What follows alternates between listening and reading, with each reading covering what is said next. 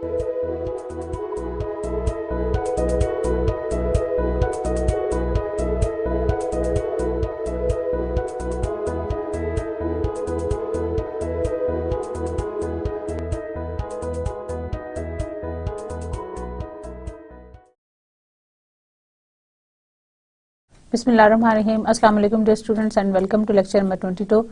Today's topic is about war.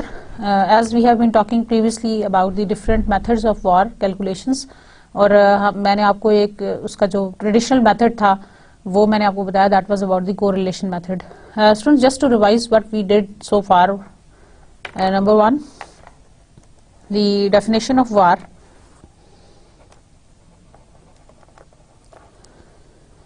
War is the probabilistic measure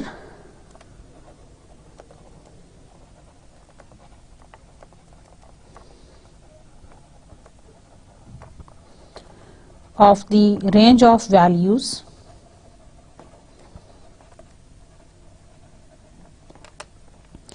a firm's portfolio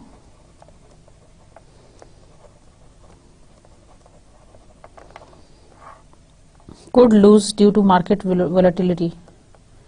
Portfolio could lose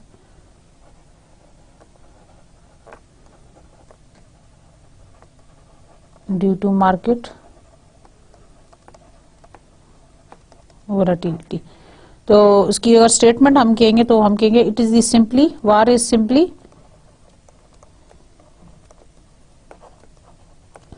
the statement of probable loss. और students, while we were doing the correlation methods, correlation method जो first हमने method पढ़ा था वार calculation का, उसमें मैंने आपको बताया था कि कितने परसेंट प्रोबेबिलिटी है कि फर्म इतना लूज कर सकती है.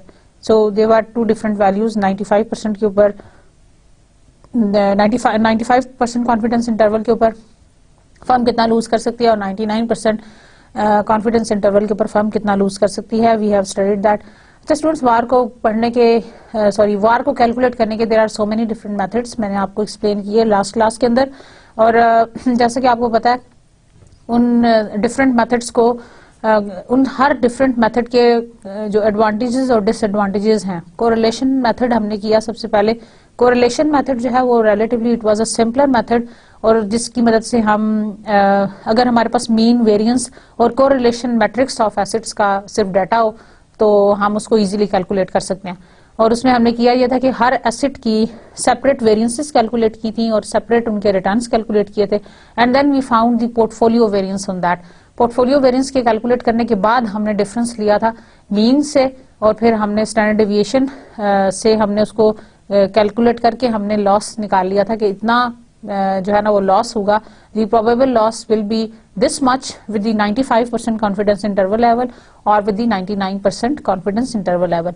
So this was the prettiest easy method, सबसे the most traditional and very old method for calculating जो variance covariance matrix हो, आपके पास mean हो, variance हो, तो you can easily calculate the VAR with that method.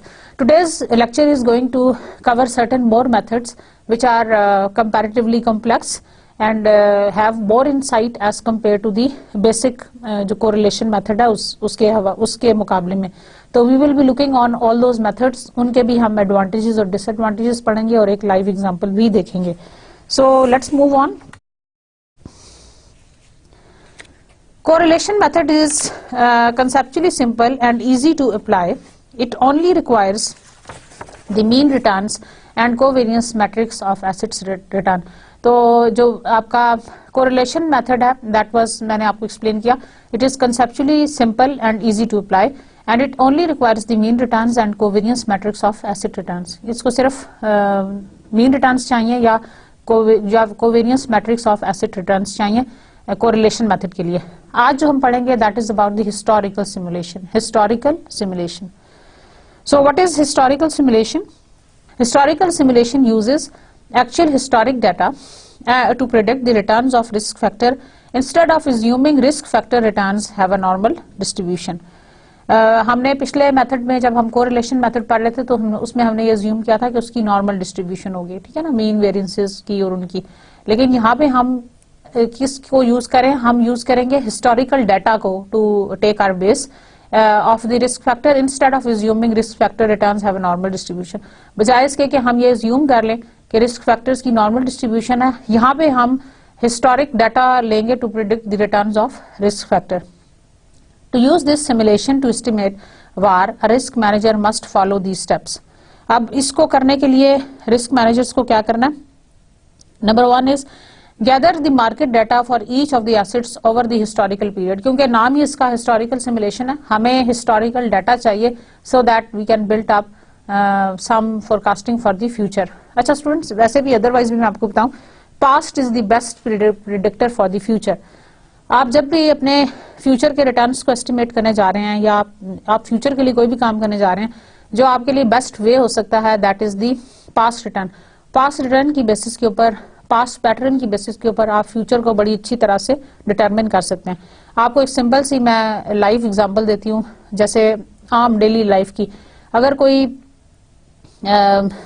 आपका कोई फ्रेंड है और वो बहुत जल्दी गुस्से में आ जाता है और आपको पता है कि वो किन बातों पे उसको गुस्सा आता है, तो आपके लिए प्रिडिक्ट करना बड़ा आसान है कि उसको ये बात अच्छी लगेगी या ये बात बुरी लगेगी, बिकॉज जो फ्यूचर है या जो करंट है that can B determined on the previous behaviour and on the previous pattern.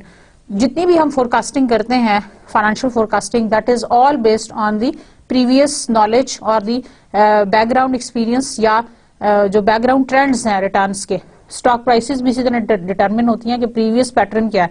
किसी नए स्टॉक में इन्वेस्ट करने जा रहे हैं उसका और आप इंटरेस्टेड हैं इन्वेस्ट करना, तो आप उसके डिविडेंड का पैटर्न देख लेंगे, प्रीवियस रिटर्न पैटर्न क्या है उसका, क्या वो डिविडेंड वक्त पे करते रहे हैं, क्या वो डिविडेंड अच्छा पे करते हैं, डिविडेंड की ग्रोथ क्या है, एटसेट्रा। तो जो आपका डाटा है financial data, the past data, that can be the best predictor for the future performance. So सबसे पहले gather the market data for each of the asset, हम वार की कैलकुलेशन करने जा रहे हैं और उसके लिए हम मार्केट डाटा लेंगे for each asset over the historical period, let's say for 20 years। For example, to value a treasury bond, collect price and yield information on the type of asset over 250 trading days। ठीक है ना, सबसे पहले market data ले ले। अगर आप treasury bond के बारे में इंफॉर्मेशन लेना चाह रहे हैं, लेट्स से आपका एसेट जो है वो ट्रेजरी बॉन्ड है आपके पोर्टफोलियो में, तो you are going to take the pattern of 250 trading days के ऊपर उसकी प्राइस और यील्ड की इंफॉर्मेशन आप कलेक्ट कर लेंगे, that is going to be the historical data. आगे लिखा हुआ, so for example, to value a treasury bond, collect price and yield information on that type of asset over 250 trading days. इससे आपको पता चल जाएगा 250 ट्रेडिंग डेज प्रीवियस पैटर्न के ऊपर कि इस ट्रेजरी बॉन्ड के प्राइसेस को और इसकी यील्ड के साथ क्या अप्स एंड डाउन्स आए हैं। उस लिहाज से then you are going to decide for the future. आपने इसी से इसकी सिमुलेशन बनानी है। Number 2 is measure the percentage changes in the interest rate from day to day. अब यह है कि इसमें अब उसकी जो चेंजेस हैं, परसेंटेज चेंजेस हैं, उसको भी देखें from day to day. For example, suppose that from the first day to the second day the interest rate declined from 5.5 to 5.45, so for a 0.91% decrease. इसी तरह आगे चले जाएं, इंक्रीज डिक्रीज, आप हर एक की जो चेंज है उसको आप कैलकुलेट करते जाएंगे। सो you are going to calculate the percentage change, to measure the percentage change in the interest rates from day to day। हर रोज की आप परसेंटेज चेंज कैलकुलेट करेंगे and you are going to make a table of that. आप उसका एक column बना लें और उसके अंदर आप चेंजेस लिखते जाएंगे, हर रोज इंटरेस्ट रेट की वजह से क्या चेंज आई है, क्या पॉजिटिव चेंज आ रही है या नेगेटिव चेंज आ रही है, सो on and so fourth. Number 3 step, value the portfolio for the change that would occur if the history repeated itself, that is if the interest rate changed by the same percentage। value the portfolio for the change that would occur if history repeated itself। अब साथ आप उसके patterns को observe करना शुरू करें कि history में कितनी दफा रिपीट हुआ एक ही इंटरेस्ट रेट। लेट्स से अगर हम ऊपर वाली एग्जांपल को देखें तो ये जो 0.91 डिक्रीज आई है इंटरेस्ट रेट की, ये कितनी दफा आई है इस पूरे पैटर्न के अंदर, ये कितनी दफा चेंज आई है कि 0.91% ही डिक्रीज हुआ है। So you have to see from first to second day the interest rate decline from this much to this much. और ये जो परसेंटेज डिक्लाइन है इसके अंदर, इंटरेस्ट रेट के अंदर, ये हिस्ट्री में कितनी दफा रिपीट हुई है। लेट्स से अगर 250 डेज है तो हो सकता है ये जो डिक्रीज है ये 5 दफा रिपीट हुई है। लाइक 0.91% डिक्रीज जो है वो 5 दफा रिपीट हुई है। मेरी बात समझ आ रही है? रिपीट करूं?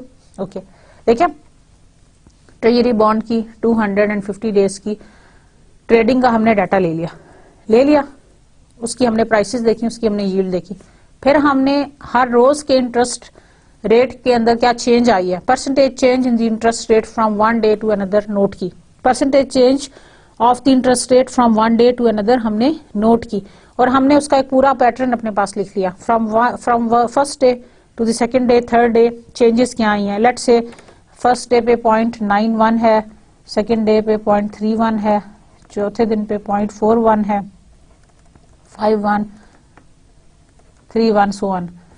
और आप ये देखें यहाँ पे ये रिपीट हुआ है 0.31 2 दफा, 5 दिनों में 2 दफा रिपीट हुआ है। इसी तरह आपने ये जो रिपीट है ना, जो चेंज है वो कितनी दफा रिपीट हो रही है हिस्ट्री में, इसी तरह आप पूरा ये जो कॉलम है ये 250 डेज का ले जाएंगे और आप देखेंगे कि कितनी दफा रिपीट हुई है। Now for the first sample path in the simulation, decrease the interest rate by 0.91%, for example from 6 to 5.94, then the bond is valued with this interest rate to calculate a future value। अब ये जो change आई है इससे आप calculate कर लेंगे the future value। The bond is valued with this interest rate to calculate a future value by subtracting the future portfolio value from the current value। An analyst can know the amount that would be lost due to market risk if these conditions occurred again।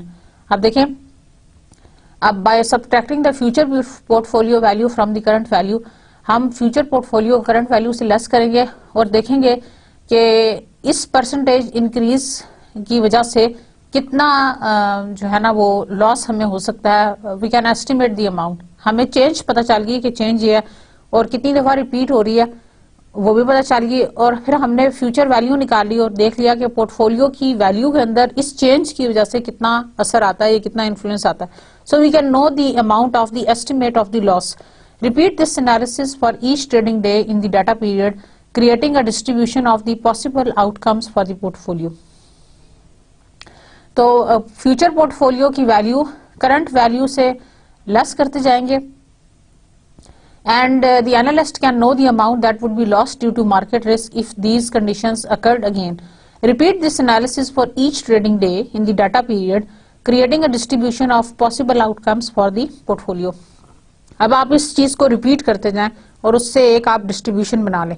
Repeat this analysis for trading days in the data period, जितना भी data period है, let's से 250 trading days है, तो आपने इस चीज को रिपीट किया ओवर दी 250 डेज, और इस तरह आपके पास एक डिस्ट्रीब्यूशन क्रिएट हो गई for the outcomes for that particular portfolio. ठीक है, when this distribution is complete, rank all the possible outcomes by gain और loss and choose a confidence level for the estimate. जब आपके पास ये पूरी डिस्ट्रीब्यूशन बन गई, अब देखें पिछले जो हमारा मेथड था उसमें हमने डिस्ट्रीब्यूशन बनी हुई ले ली थी और फिर हमने खुद एस्टिमेट करके कैलकुलेट करके उसको वहां पे फिट किया था। यहाँ पे हमने डिस्ट्रीब्यूशन खुद बनाई है, और डिस्ट्रीब्यूशन कैसे बनाई है, हमने डिस्ट्रीब्यूशन बनाई है on the basis of the past data, on the basis of the historical data, जो ट्रेडिंग पैटर्न्स थे उसमें क्या चेंजेस थी और उन चेंजेस की वजह से क्या प्लस एंड माइनस थे, और उन आउटकम गेन और लॉसेस को लेके we have chosen a confidence level for the estimate। So when the distribution is complete, rank all the possible outcomes by gain and choose a confidence level for the estimate। The value at that percentile in the distribution represents the VAR for that portfolio। Let's say अगर आपने 95% confidence interval पे लेनी है, तो in a simulation of 100 historical trading days to estimate VAR to the 95% confidence level, select the 5th worst value in the distribution। 95% confidence interval पे अगर आपने लेनी है तो आप उस डिस्ट्रीब्यूशन में से 5th वर्स्ट वैल्यू निकाल लें। If the historical data period is 1000 days, select the 50th worst value and so on for the 95% confidence interval level। तो 100 में से 5वीं और 1000 में से 50th वाली, ठीक है ना, यानी 50वीं, और इसी तरह ये बढ़ती जाएंगी depending on the size of the जो ट्रेडिंग डेज है, ट्रेडिंग यानी जो आपका डाटा पीरियड है वो कितना बड़ा है उसके लिहाज से ये जो है ना ये आपका ये वैल्यू बढ़ती जाएगी। तो वो जो आपका होगा that is the let's say 95% confidence interval के साथ अगर 100 आपकी हिस्टोरिकल ट्रेडिंग डेज है to estimate the var for 95% confidence interval, it is the 5th worst value in the distribution. So it is going to be the 5th worst value in the distribution. ठीक हो गया। Now number 3 is the Monte Carlo simulation. थोड़ा सा comparison मैं आपको briefly बता दूं। आपने देखा कि correlation method में हमने distribution assume किया था कि distribution normal है पहले में ना, और फिर उसके बाद हमने हर एसेट की variances and then variance of the portfolio calculate किया और रिटर्न्स को भी कैलकुलेट किया। जब हम दूसरे मेथड में आए हैं that is the historical simulation. Historical simulation में हमने ये किया कि हमने जितना भी हमारे पास हिस्टोरिकल डाटा था हमने वो ले लिया, और उसमें जैसे 100 ट्रेडिंग डेज हैं या 250 ट्रेडिंग डेज हैं, जितने भी हैं किसी भी चीज के, उसकी प्राइसेस के और उसके यील्ड के, वो हमने ले लिए। और उसके बाद फिर हमने उसमें से सेकंड स्टेप में हमने ये किया, पहले हमने उसके हिस्टोरिकल डाटा ले लिया, उसके बाद हमने उसकी परसेंटेज चेंजेस देखी इंटरेस्ट रेट की फ्रॉम डे टू डे। उन चेंजेस की मदद से हमने कैलकुलेट कर लिया कि हमें कितना लॉस हो सकता है। फाइनेंशियल एनालिस्ट ने ये कैलकुलेट कर लिया कितना लॉस हो सकता है because of these percentage changes. फिर उन सारी जो चेंजेस हैं जो आपका लॉस है उसकी हमने एक डिस्ट्रीब्यूशन बना ली, और 95% कॉन्फिडेंस इंटरवल लेवल के लिए हमने 5th वर्स्ट वैल्यू उसमें से निकाल ली for the loss estimation. So that is how we have calculated VaR with the help of Monte Carlo simulation, with the help of historical simulation. Historical simulation is based on the data or on the information which is based on the history or which was based previous experience के ऊपर या previous history के ऊपर, जो हमारे पास जो data है हमने उसके हिसाब से हमने उसको मेजर किया। Now comes the Monte Carlo simulation. What is Monte Carlo simulation? It is much more comprehensive and rigorous method than the historical simulation because it takes greater account of potential for market shocks and uses mathematical modeling to predict future shocks. अच्छा student, ये थोड़ी comprehensive है और थोड़ी complicated भी है, complex approach है Monte Carlo simulation. Monte Carlo was the name जिसके बेसिस के ऊपर इस अप्रोच का नाम रखा गया है। So it is much more rigorous in the sense that it is helpful to analyze the market shocks. It takes account of the greater access to the market shocks and it uses the mathematical modeling to predict future shocks. ना सिर्फ ये कि ये जो existing shocks हैं उनको भी take account कर रही है as compared to the historical simulation, बल्कि also it is taking the help of mathematical modeling to forecast the future shocks as well. ठीक है, to use this simulation methods to estimate VAR, risk manager must do the following. अब इस method में हम क्या करेंगे? Number 1 is use the past changes of risk factors such as interest rates for the historical period to generate an equation to model these changes. अच्छा, वहां पे हमने डिस्ट्रीब्यूशन बनाई थी, यहाँ पे हम मॉडल बनाएंगे। साथ साथ आप कंपैरिजन भी करते जाएं। वहां पे हमने डिस्ट्रीब्यूशन बनाई थी खुद based on the historical data, यहाँ पे हम बनाएंगे equation. We are going to use the past changes. वहां पे हमने पास्ट चेंजेस देखी थी रेट्स की, और फिर उसके बाद हमने लॉस निकाल के फिर उसकी प्रोबेबल डिस्ट्रीब्यूशन बनाई थी। यहाँ पे हम past changes of risk factors देखेंगे such as interest rates for the historical period to generate an equation to model these changes. This model is usually generated through some form of regression analysis. अच्छा, ये जो है model है it is usually generated through some form of regression analysis, जहाँ पे regression analysis की तरह जहाँ पे हमारी एक डिपेंडेंट वेरिएबल है और दूसरी साइड पे हमारे इंडिपेंडेंट वेरिएबल्स की लिस्ट होती है, और हम डिपेंडेंट वेरिएबल की चेंज को डिटरमिन करते हैं बाय द इंडिपेंडेंट वेरिएबल्स की एक्सप्लेनेशंस के थ्रू। ठीक है, so it is going to be just like an regression equation आपके सामने नजर आ रही है। This regression provides a model of risk factor changes. A simple example of this would be to model the interest rates as following this equation. R t plus 1, this is t, R t plus a, this is t, R t plus alpha plus beta, R t plus error term. This equation states that the interest rate next period is equal to t plus 1 का मतलब है कि interest rate next period R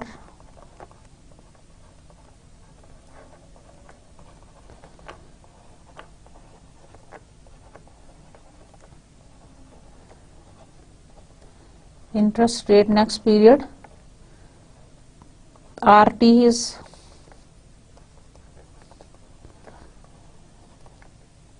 interest rate this period plus a random shock that may come from any probability distribution, plus a random shock जो कि हमने जो कि Monte Carlo simulation की एडिशनल या इजाफी चीज़ है कि हमने उसको भी इसके अंदर एज्यूम किया या इसके अंदर हमने ऑब्जॉर्व किया इस मॉडल के अंदर. Using actual data, this equation can be estimated to get the values of these regression parameters and the variance of the random shocks. अच्छा, अब हम इस इक्वेशन में जो जितने भी हमारी वेरिएबल्स हैं उनका हम एक्चुअल डाटा ले लेंगे. We are going to use actual data. We are using actual data. This equation can be estimated to get the values of these regression parameters and the variance of the random shocks.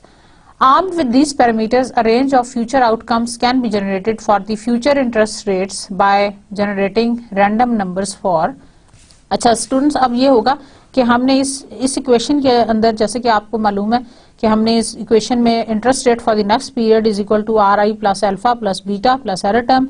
So this equation states the interest rate next period is equal to the interest rate this period plus alpha plus beta times the interest rate this period plus a random shock error which can come from any probabilistic distribution. यहाँ पे मैं आपको सारे explain कर दूं. Alpha और beta times the interest rate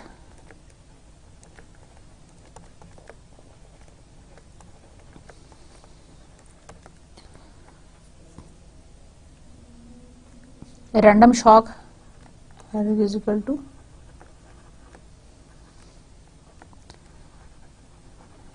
random shock which can come from any probability distribution. Using actual data, this equation can be estimated to get the values of these regression parameters. यानी कि alpha और beta की values हमारे पास आ जाएंगी and the variance of the random shock, और जो variance है random shock की वो भी आ जाएगी. और armed with these parameters, a range of future outcomes can be generated for the future interest rate by generating random numbers for error. अब ये जो random shocks हैं इनके हम random numbers generate करके हम generate कर सकते हैं एक पूरी distribution. Simulate the behavior of the risk factor in the next period and given current values and a distribution of the random numbers which predict future values, the model should calculate a possible future value for a risk factor. तो risk factor क्या है? Interest rate. इस regression equation में हम इस risk factor की future values predict कर सकते हैं with the help of this particular distribution. So given current values and a distribution of the random numbers which predict future values, the model should calculate a possible future value for a risk factor. When this simulation is repeated a large number of times, let's say for at least 10,000 times. अब ये जो आपकी simulation एक बन गई है अब ये जो आपकी simulation बन गई है, अब आप इसको repeat करें for a large number of times. For example, for at least 10,000 times, it forms a distribution of the possible future values. अच्छा, कंप्यूटर सॉफ्टवेयर के अंदर या जो स्प्रेडशीट्स हैं उसमें ये आसानी है कि you simply put all the data in that and you can easily इस मॉडल को बार बार रन करने से you can generate a stream of the probability distributions of the possible future values.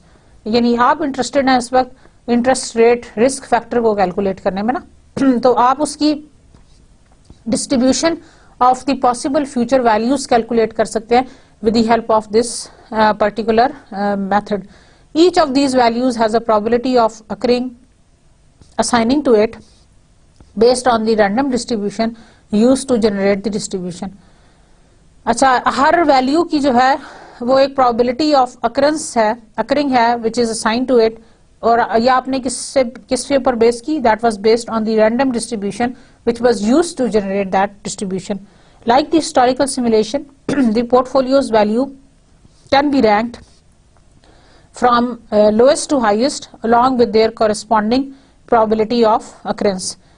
इस तरह historical simulation की तरह आप portfolio values को भी rank कर सकते हैं from lowest to highest along with their corresponding probability of occurring. The risk manager chooses a level of significance for the VAR estimate, for example 5%, when the cumulative probability of the distribution reaches 5% and the corresponding future value is the VAR estimate. So when the cumulative probability of the distribution reaches 5%, the corresponding 5% confidence interval level के ऊपर जो हमारी value होगी, that is the future value, that is the VAR estimate of that particular under the Monte Carlo simulation. So the Monte Carlo simulation models the changes in the risk factor rather than changes in the individual asset.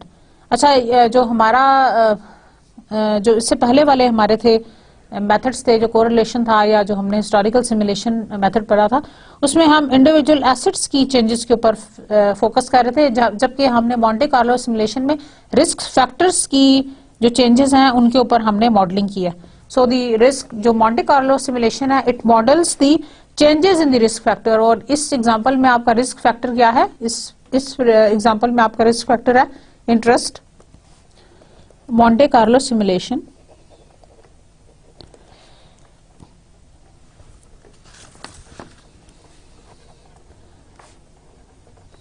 किसको model करता? Models the changes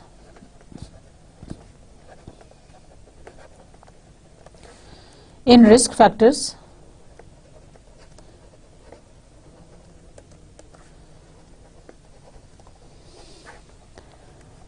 rather than changes in individual assets. ठीक है ना? हम वहां पे individual assets का variance देख रहे थे, जबकि यहाँ पे हम changes in the risk factor देख रहे हैं मॉन्टे कार्लो में.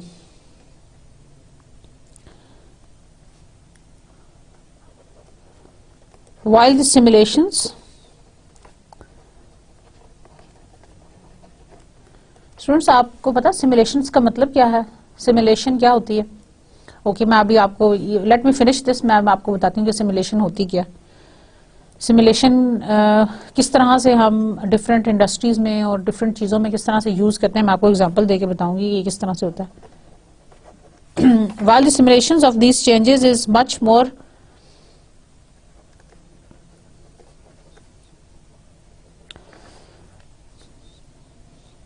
computationally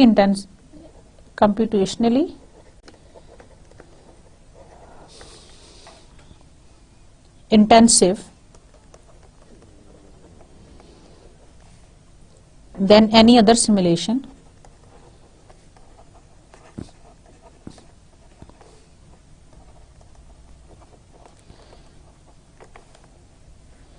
the changes in an interest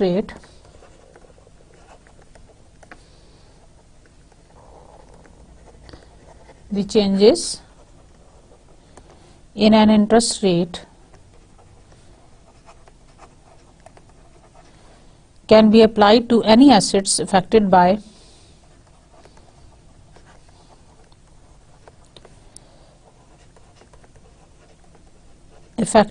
that interest rate.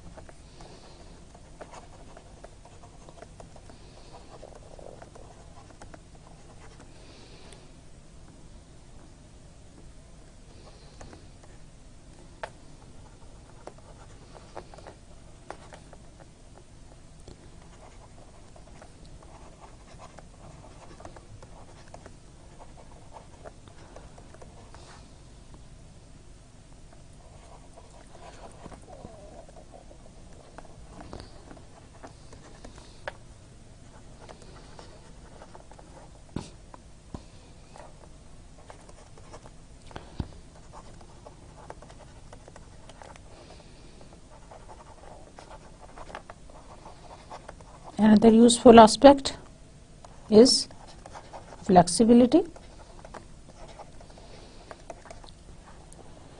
अच्छा जी स्टूडेंट्स, बेसिकली ये लिखने का आपके सामने पर्पस ये था so that you should get to know कि मोंटे कार्लो सिमुलेशन किस तरह से डिफर करती है. अच्छा, मैंने आपसे प्रॉमिस किया था मैं आपको बताऊंगी सिमुलेशन क्या होती है. अच्छा, simulation is basically N artificial environment that can be created, जिसके अंदर आप बैठ के आप वही चीज एक्सपीरियंस कर सकें जो कि एक्चुअली है. अब जैसे जितनी भी ट्रेनिंग्स होती हैं, स्पेशली दोज ऑफ जो पायलट्स की ट्रेनिंग्स हैं ये, और सर्टेन अदर काइंड्स ऑफ जैसे हमारी आर्म्ड फोर्सेस की जो ट्रेनिंग्स हैं, they are all based on simulation. Simulation is an artificial environment जिसमें आप एक जो भी जिसको आप ट्रेनिंग दिलवाना चाहते हैं आप उसको ले जाते हैं and he just feels that he is in the same environment. जिस तरह होता है ना, एक वर्चुअल सा आपने एनवायरनमेंट क्रिएट कर दिया और उस एनवायरनमेंट में वो बिल्कुल ऐसे ही ज्यूम करता है जैसे वो एक्चुअली वो काम कर रहा है. ठीक है ना. अब वो जब एक्चुअली वो काम कर रहा है तो वो बिल्कुल उसी तरह से जैसे आपकी 3D गेम्स हैं, बच्चे खेलते हैं और बच्चे खेलते हैं, आप देख रहे हैं उसमें कि जो बच्चे हैं वो बिल्कुल ऐसे ही अपने आप को फील करते हैं कि they are in that particular scenario and they want to act in that particular fashion. तो उस तरह से वो एक्शंस देते हैं, इस तरह से उनकी ट्रेनिंग हो जाती है, इस तरह से उनको पता चल जाता है कि किस तरह से वो है. तो जितने भी आपके पायलट्स हैं उनकी ट्रेनिंग इस तरह से होती है, आर्म्ड फोर्सेस की ये सारे जो हैं ट्रेनिंग्स इसी तरह से, एरोनॉटिकल इंजीनियर्स जो हैं उनकी सबकी जो ट्रेनिंग्स है वो इसी बेसिस के ऊपर होती है, सिमुलेशंस भी. तो simulation is basically N artificial environment which is created ताकि आप ट्रेनिंग के लिए दे सके. यहाँ पे जो हमारी सिमुलेशंस थी ये हमने अपने रैंडम नंबर्स की सिमुलेशंस जनरेट की हुई थी आर्टिफिशियली, कि अगर ये इंटरेस्ट रेट है तो ये हो जाएगा, अगर इतना रिस्क फैक्टर है तो ये हो जाएगा, और उसकी हमने सारी प्रोबेबिलिटी डिस्ट्रीब्यूशंस निकाली. मैनुअली करना तो शायद इसको बहुत मुश्किल था, लेकिन with the help of computer software it has become very very easy. आप सिंपल रैंडम नंबर्स की मदद से you can easily generate the number of distribution 1000 times आप उसकी डिस्ट्रीब्यूशंस बना लें, जैसे कि मोंटे कार्लो सिमुलेशन में मैंने आपको एक्सप्लेन किया. So it models the changes in the risk factor rather than the changes in the individual asset. जैसे पिछले मेथड में हमने पढ़ा था, जो आपका हिस्टोरिकल सिमुलेशन मेथड था, उसमें हम एसेट को देख रहे थे, एसेट की हम डिस्ट्रीब्यूशन बना रहे थे, जबकि यहाँ पे हम जो चेंजेस हैं वो हम कर रहे हैं रिस्क फैक्टर की. And what is the risk factor over here? That is the interest rate. ठीक है ना. Then while the simulation of these changes is much more computationally intensive than any other simulations, the changes in an interest rate can be applied to any asset affected by that interest rate because the number of risk factors is much smaller. अच्छा, दूसरी मजे की बात यह है कि जो number of risk factors हैं they are much smaller as compared to the assets in a portfolio. या जो जितने number of assets हैं उन सब के लिए तो हमारे पास शायद सिमुलेशन क्रिएट करना बहुत मुश्किल हो, क्योंकि there are so many variety of assets that exist. ठीक है ना. लेकिन यह कि जो रिस्क फैक्टर्स हैं वो लिमिटेड हैं. इंटरेस्ट रेट हो गया, इन्फ्लेशन है, या 2-4 और है, क्रेडिट रिस्क है, मार्केट के लिहाज से जितने भी हैं वो आप अगर उनको लिस्ट कर लें तो they are not more than 10-15. और लेकिन अगर आप एसेट्स की के हवाले से बात करें तो एसेट की क्लासेस इतनी ढेर सारी हैं, हम उसमें से किस किस की रैंडम डिस्ट्रीब्यूशन बनाएंगे वो हमारे लिए ज्यादा मुश्किल है. इसलिए भी मोंटे कार्लो सिमुलेशन जो है वो ज्यादा बेहतर लगी approach as compared to the other. So another useful aspect जो मोंटे कार्लो सिमुलेशन का है वो है flexibility. And what does this say flexibility? So अगर कहीं पे एनालिस्ट ये फील करे, if the risk manager feels, flexibility जो है वो इस मेथड की एक बहुत बड़ा प्लस है. If the risk manager feels the future return on an asset will not follow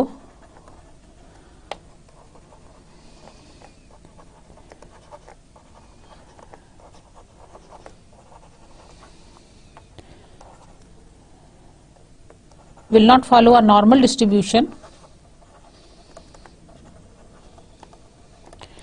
Modeling the changes is simply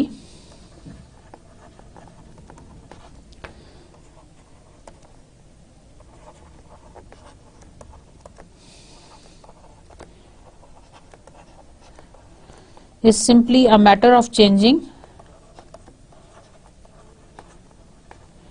the distribution of random numbers. यानी कितना आसान है कि आप सिर्फ रैंडम नंबर्स को चेंज कर दें तो you will get the whole thing changed. The matter of changing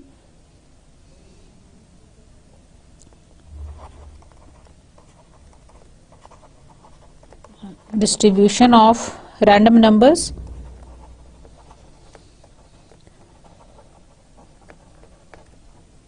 used in calculating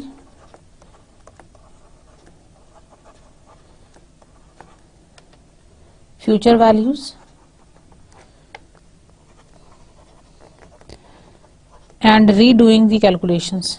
मतलब आप सिर्फ उनको distributions को change करना आपका मकसद होगा.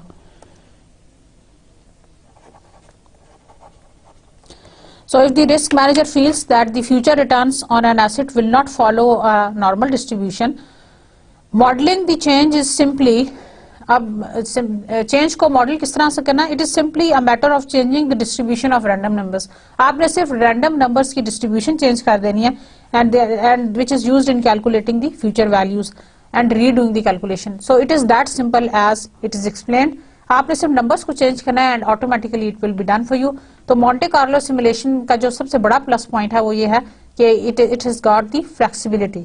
Okay, now we will come to the critic of VaR, और हम इसमें सारे मेथड्स के प्लस और माइनसेस को देखते जाएंगे कि what are the plus and what are the minuses of this particular critics.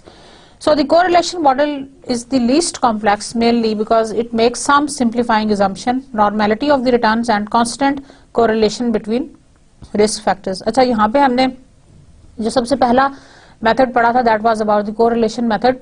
correlation model इसलिए सिंपल था क्योंकि कॉम्प्लेक्स नहीं है और इजी टू अप्लाई है, क्योंकि हमने पहली बात तो ये कि हमने रिटर्न्स की नॉर्मेलिटी को अज्यूम किया, और जरूरी नहीं है कि रिटर्न्स की नॉर्मेलिटी हो भी सकता है कि हो, लेकिन यह कि रिटर्न्स की नॉर्मेलिटी नहीं होगी, और समटाइम्स एबनॉर्मल रिटर्न्स भी होंगे और समटाइम्स नॉर्मल डिस्ट्रीब्यूशन नहीं होगी. उस वजह से ये मेथड जो है वो हर दफा आपके लिए यूजफुल नहीं हो सकता. And also we have assumed that the constant correlations between risk factors, और जो कोरिलेशंस हैं वो रिस्क फैक्टर्स के दरमियान में कांस्टेंट हैं, जो कि एक तरह से ठीक अजम्पशन नहीं है, और अगर हमने अजम्पशन की बेसिस पे किया तो हो सकता है हमारे रिजल्ट्स इतने ठीक ना आए. Therefore it is one of the fastest and easiest reports to generate, क्योंकि हमने अज्यूम किया हुआ है कुछ चीजें, लिमिट किया हुआ है, इसलिए this is one of the fastest and easiest reports to generate. इसलिए इसकी मदद से हम बहुत जल्दी और बहुत आसानी से रिपोर्ट जनरेट कर सकते हैं with the help of correlation model for war estimation. Number 2 is historical simulation model. Historical simulation model जो है वो correlation model से ज़्यादा complicated है. It is more complicated as it uses exact trends in historical prices to allow for the greater presence of the shocks to the market. So it uses the exact trends जो historical prices हैं. It allows for the greater presence of the shocks to the market. However, it assumes past prices are a good predictor of the future prices and only use a single sample path of prices to compute var which not be reliable reflect the future. So it assumes past prices are a good predictor. पहली बात तो ये कि ये assume करता है कि it is the good predictor of the future prices and it only uses a single sample path of prices to compute var which might not be reliably reflect the future. तो हमने past को तो बना लिया अपना base for predicting the future, लेकिन जरूरी नहीं है कि ये ट्रू प्रिडिक्टर हो, क्योंकि जरूरी नहीं है कि जो पास्ट परफॉर्मेंस है या जो हिस्ट्री है that is going to repeat itself for the future. तो हो सकता है कि हम उसमें हम गलत भी कुछ कर जाएं या उसके अंदर हम कुछ मिस्टेक कर जाएं, because the past can not be the true predictor of the future. Next आइए Monte Carlo simulation. Monte Carlo simulation is most complicated. Monte Carlo simulation is the most complicated of the three, but it is also the most flexible. अच्छा, तीनों से ज़्यादा ये तीनों में सबसे ज़्यादा complicated है, but it is also very flexible. जैसे कि मैंने आपको इससे पहले एक explanation the, as it incorporates historical data with statistical constraints set by a risk manager in a mathematical model over many sample paths. और यहाँ पे आपके लिए redoing the calculation is quite easy as compared to the historical simulation or the correlation method. ठीक है ना. और यहाँ पे आपके पास कॉम्प्लेक्सिटी तो है, लेकिन उसके साथ ही आपके पास फ्लेक्सिबिलिटी भी है, that you can redo the calculations, you can redo the distribution, so on and so forth. However, because of its tremendous complexity, it is also considerably more difficult and time consuming to calculate, considering the purpose of VAR to arrive at a simple calculation for changes in the firm's value. This effort may be too much for some firm. अच्छा, अब ये जिस तरह से मैंने आपको बताया कि वार की जो एस्टिमेशन है वो कैलकुलेशन वो मैंडेटरी भी है और कुछ कंडीशंस हैं कुछ जगहों के ऊपर कि आपने जरूर रिपोर्ट करना है, तो उस सूरत में ये जो वार की कैलकुलेशन है, इतना कॉम्प्लिकेटेड जॉब जो है, that is too much for some firms, ठीक है ना, तो ये कुछ ज्यादा ही हो जाएगा। अच्छा जी students, before coming to the worst case scenario analysis, एक छोटी सी बात और, many measures of VAR calculate the value lost in the portfolio if that portfolio is held for 30 days. While this measure can be statistically calculated, it holds little weight in the real world. Most financial managers are unlikely to maintain exactly the same portfolio over the course of week. अच्छा students, हमने जो ये simulation बनाई और 1000 times हमने इसको run की Monte Carlo simulation में, उसके ऊपर क्रिटिक ये है कि जो पोर्टफोलियोज हैं मैनेजर्स उसको कीप ऑन चेंजिंग देम। अगर हम उसकी सिमुलेशन बना लें तो हमने ये ज्यूम कर लिया ना कि हमारा पोर्टफोलियो तो सेम रहेगा for rest of the other 20 years और 30 years, लेकिन ऐसा नहीं होता। हमारा पोर्टफोलियो तो कंटिन्यूस बेसिस पे with the help of active portfolio management strategy we keep on changing our portfolio composition on a regular basis, और ये हमारे लिए बहुत इंपॉर्टेंट भी है जैसे कि आपको पता है। अच्छा जी, most financial managers are unlikely to maintain exactly the same portfolio over the course of a week, let alone a month, and as the portfolio composition changes, the VAR will change as well. तो जैसे जैसे portfolio की composition change होगी, हमने यहाँ पे ये ज्यूम किया कि पोर्टफोलियो हमारा सेम रहेगा, हम उसी के लिहाज से अपने रिस्क फैक्टर की मॉडलिंग की हमने मॉन्टे कार्लो सिमुलेशन में, और इसी लिहाज से हमने हिस्टोरिकल डाटा भी और बाकी सारी जितनी भी हिस्टोरिकल डाटा सिमुलेशन भी और कोरिलेशन भी हमने उसी पोर्टफोलियो के बेसिस पे वार कैलकुलेशन की। लेकिन स्टूडेंट यहाँ पे एक बात बहुत जो पॉइंट टू पॉन्डर है या जो पॉइंट टू रिमेम्बर है वो ये है कि you should keep in mind कि पोर्टफोलियोज चेंज होंगे, पोर्टफोलियो का कंपोजिशन चेंज होगा, जैसे जैसे पोर्टफोलियो का कंपोजिशन चेंज होगा वैसे वैसे उसकी वार की वैल्यू भी चेंज होगी। So therefore measures of VaR over any extended period might not be consistent with what actually will occur. इसलिए जो वार की मेजर्स हैं they will not be exactly for what the portfolio we are maintaining over a time period. So a VAR number does not mean much if the investors are unable to liquidate their portfolio or if the losses increase as the liquidation occurs. तो इसलिए VAR का number जो है वो इतना matter नहीं करेगा अगर पोर्टफोलियो को हम if the investors are अगर हम इन्वेस्टर्स जो हैं वो they are unable to liquidate their portfolio. Many VAR models use a 1-day holding period for estimating potential losses. These models assume it is possible to liquidate the risky positions in that time and that the initial sell-off will have little or no effect on the price of the future liquidation. These are relatively assumptions or this can be very difficult to achieve in the market. मतलब हमने जिन assumptions की basis के ऊपर किया है वो actually हमें achieve करना बहुत मुश्किल होगा in the real world. By and large, it is reasonable to calculate the VAR measure for a horizon over which the portfolio manager is unable to change his portfolio without accruing huge transaction cost.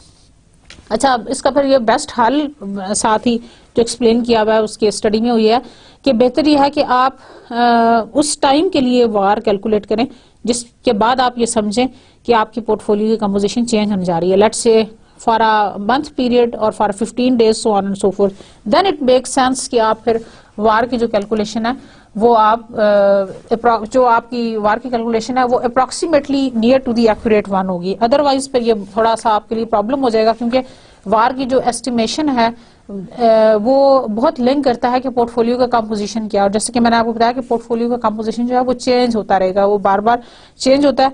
और वो क्यों change होता है? Because that is the requirement, हमारी ये requirement है कि active portfolio management strategy के थ्रू हम मार्केट की चेंजेस को देखते हुए अपने पोर्टफोलियो को बार बार चेंज करते हैं। जैसे जैसे हम अपने पोर्टफोलियो को चेंज करेंगे हमारी वार की जो वैल्यू है वो भी चेंज होती जाएगी। तो students, it is very important, सारे मेथड्स मैंने आपको बताए।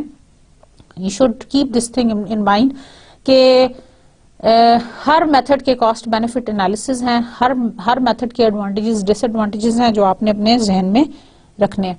So now the next is worst case scenario analysis. Worst case scenario analysis. Part of the problem some risk managers have with VAR is that it is only a probabilistic measure of what will happen to a portfolio. अच्छा सबसे बड़ी problem वार के साथ ये है, वो ये है कि ये हमें प्रोबेबिलिस्टिक मेजर ऑफ जो है ना लॉसेस दे रहा है. अब ये क्या है? It is the probabilistic measure of what will happen to a portfolio, के पोर्टफोलियो के साथ क्या होगा, ये हमें प्रोबेबिलिस्टिक मेजर दे रहा है, एग्जैक्ट नहीं दे रहा. If a risk manager uses a 95% confidence level for VaR, then on average once every 20 trading days, about once in a month, the loss will exceed the estimate. Statistically, the loss will be greater than 1.65 standard deviation from the mean loss once every 20 days period. यानी जो loss है statistically अगर हम उसको लिखें तो वो ये कहता है कि loss will be greater than 95% confidence interval level के ऊपर, कि हर 20 दिन के बाद 1.65 स्टैंडर्ड डिविएशन से ज्यादा होगा.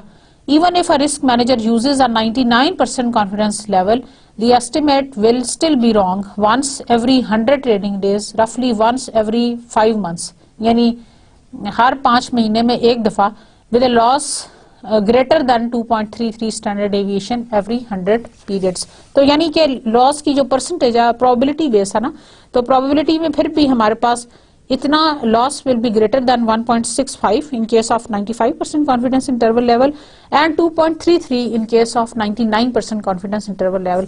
यानी कहने का मतलब ये है कि हम 100% सेफली ये नहीं कह सकते कि हमारा लॉस जो है वो कितना होगा, और इस प्रोबेबिलिटी के साथ भी there is still a chance कि इतना लॉस हमें फिर भी होगा. To be more certain about the potential damage to what to happen a portfolio, risk managers should concern themselves more with the worst case scenario analysis. Furthermore, risk managers care more about the magnitude of the loss in a portfolio than the frequency of the loss to that portfolio. अच्छा, risk managers हैं, they are more conscious about the magnitude of the loss in the portfolio rather than the frequency of loss to that portfolio. Frequency के बजाय they are more interested, managers are more interested in the magnitude of loss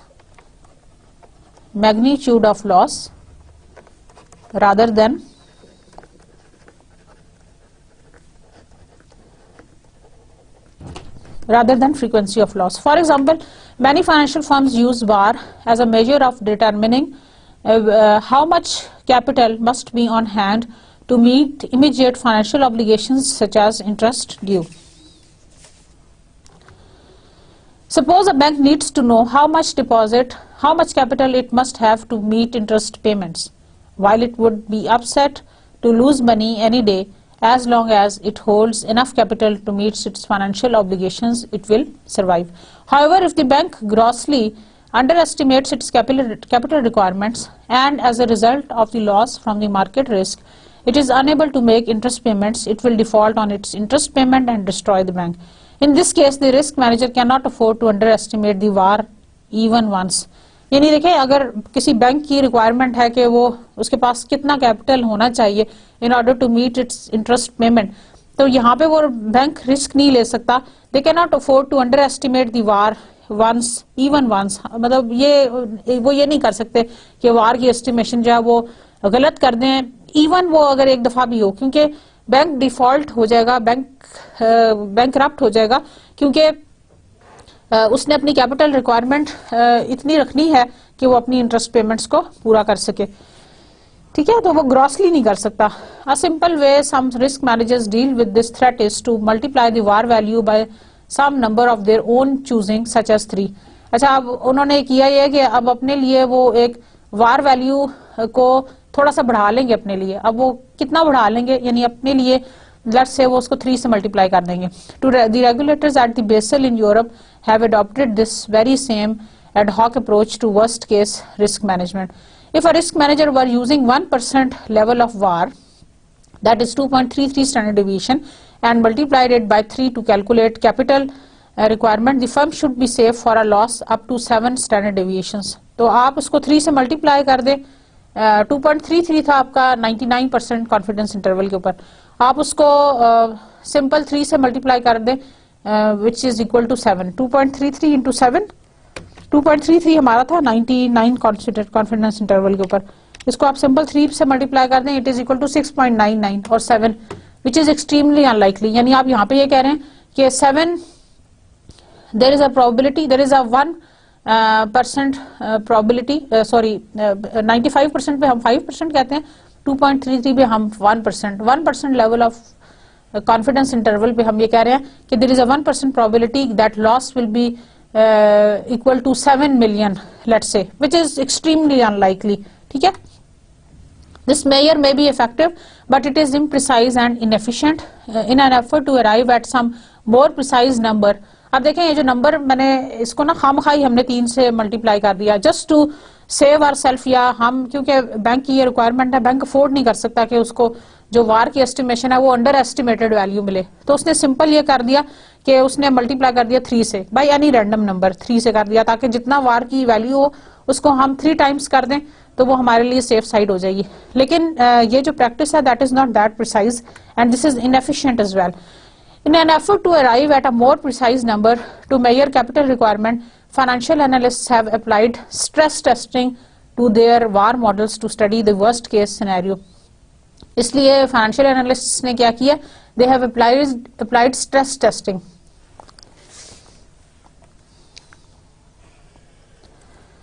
Stress testing to their VAR models to study the worst case scenario analysis। Worst case scenario analysis is a complementary measure to VAR। Worst case scenario analysis जो है वो एक complementary measure है VAR की। The basic premise is that by estimating VAR a large number of times, a risk manager can create a distribution of worst case scenario outcomes। VAR की मदद से हम large number of worst case scenario outcomes generate कर लेंगे and from that distribution compute the worst case scenario for the portfolio। और वहां से पहले हम सारी worst cases scenarios निकाल लेंगे, फिर सारे जितने हमारे पास worst case scenarios आ गए हैं उन सबको हमने लाइन अप कर लिया फॉर अ पोर्टफोलियो, फिर हमने उसकी डिस्ट्रीब्यूशन बना ली। ठीक है ना, यानी कि वर्स्ट कम वर्स्ट कह लेंगे। वर्स्ट कम वर्स्ट कितना हो सकता है, अब जो वर्स्ट कम वर्स्ट जो चीज आ जाएगी that is called the worst case scenario analysis. Suppose a risk manager uses Monte Carlo simulation to measure VAR. Worst case scenario analysis consists of following steps. Choose a period over which to measure the worst case. Usually it is short time period such as weeks, months or quarter, although some risk managers might study the worst case over an entire year। आप short सा time period पहले लेंगे, अच्छा उसके बाद क्या करेंगे, run the Monte Carlo simulation a large number of times, let's say at least 10,000 times। Each simulation represents the behavior of the portfolio over the trading day in the chosen time period। अच्छा, हर simulation जो है वो represent करेगी behavior of the portfolio over the trading days in the chosen period of time। ठीक है ना, अब जब वो जितने भी आपके पास आ जाएंगी distributions, this analysis assumes traders manage their portfolio actively to maintain constant levels of variances rather than holding the same asset over time। तो जो हमारा पिछला वाला प्रॉब्लम था जिसके ऊपर हम क्रिटिक में पढ़ रहे थे कि मैनेजर्स जो है वो पोर्टफोलियो चेंज करते रहते हैं, यहाँ पे हमने वो भी इस एनालिसिस में हमने वो चीज भी हमने assumption में रख ली कि traders manage their portfolios on actively managed strategy and they maintain constant level of variances rather than holding the same asset over a period of time। like ये कि बजाय इसके कि वो अपने पास assets को काफी देर टाइम पीरियड के लिए होल्ड करें, बल्कि they keep on changing them। As a result, each path in the Monte Carlo simulation relies on the original portfolio weights as they are constant over time। This is called homogeneous analysis। If the parameter for each market factor in the analysis, mean and variance, were allowed to vary over time, this method would be classified as a non-homogeneous analysis। So from each of the simulation जो हमने Monte Carlo simulation में generate की, create a distribution of the worst outcomes as follows। Each time the simulation occurs, the return with the worst value is incorporated into a new distribution। जो आपने जब 10,000 times की है ना, हर दफा जब आप सिमुलेशन रन करते हैं तो आपके पास एक वर्स्ट केस आ जाएगा। आप उस वर्स्ट केस को एक साइड पे करते जाए और उसकी एक नई डिस्ट्रीब्यूशन बना लेंगे. Then that new distribution, as in original Monte Carlo simulation, rank all the possible results by return and select the worst case returns from that simulation. Put this value aside into a separate distribution. ठीक है. After all simulations there is a distribution of the worst case scenarios. अब जो आपके पास एक नई distribution आ गई है, that is the distribution of the worst case scenarios. One for each time this simulation occurs. Most risks managers use the mean value of this distribution as the worst case scenario. अच्छा देखें, थोड़ा सा grammatically explain करती हूँ. देखें 10,000 times आपने simulations run किए, ठीक है ना. इसमें से हर एक में एक आपके पास वर्स्ट केस वाली आ जाएगी. वर्स्ट केस वाली को साइड्स पे करते जाएं 1 2 3 4 5 6 7 8. इन सारी डिस्ट्रीब्यूशंस में से ये ढेर सारी हैं जो आपने रैंडमली कैलकुलेट की हैं, और इन सिमुलेशंस में से आपने लेट्स से ये 10-12 एक साइड पे की हैं, उसकी दोबारा एक डिस्ट्रीब्यूशन जनरेट कर लें. ठीक है. इसकी जो मीन वैल्यू होगी that is the worst case scenario. Is that clear? So the mean value of this distribution is known as the worst case scenario. So to be even more risk averse, sometimes risk managers want to know the value of the distribution at 5% or 1%, which can easily be taken from this distribution. तो आप इस distribution से 5% और